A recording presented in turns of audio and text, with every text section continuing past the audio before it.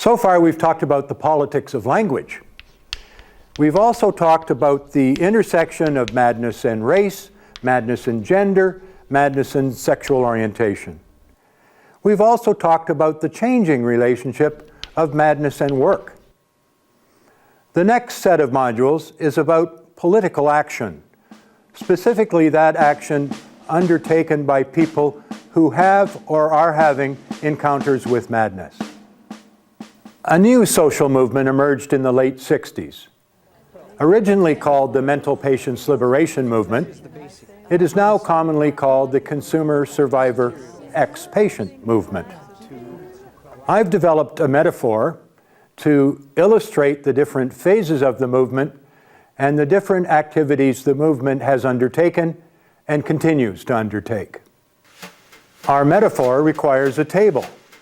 Now that we have our table, we have to set it. We're going to put on the table some of the trends and developments that gave rise to the movement. After the Second World War, there was an explosion of self-help activity of all kinds. The most famous self-help group, of course, is Alcoholics Anonymous, but there were many others.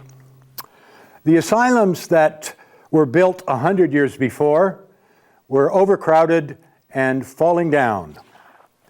So all over North America, asylums began to be closed in a trend called deinstitutionalization. In the mid-60s, we started to see evidence of a counterculture. There were a number of liberatory movements that were important. The civil rights movement, the gay and lesbian movement, the women's movement, the student movement. And movements need an intellectual infrastructure. And that was provided by people like Thomas Szasz, who said that mental illness did not exist, R.D. Laing, who said that schizophrenia was fun, Irving Goffman, who said that asylums were bad for you, and Foucault, who said that madness was social control and nothing more.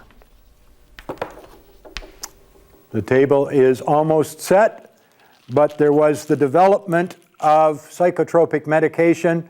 The first one was called Thorazine.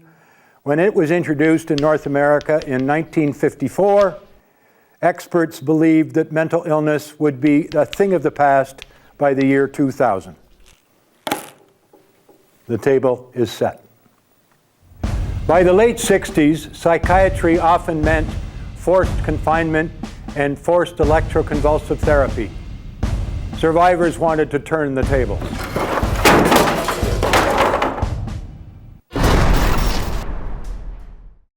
The members of some groups wanted to set up alternatives to psychiatry. What we had was a bed, a pill, and a rest. Activists wanted to change that so that we had a home, a job, and a friend. Some activists wanted to change the system. They wanted influence on decisions that affected their lives.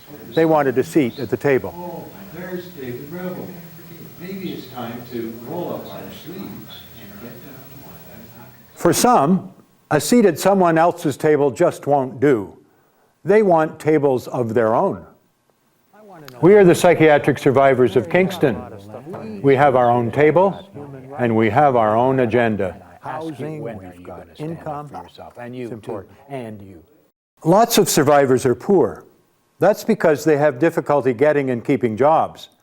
They decide to set up businesses of their own. They want to make tables and sell them. Some survivors actually did build tables and sell them.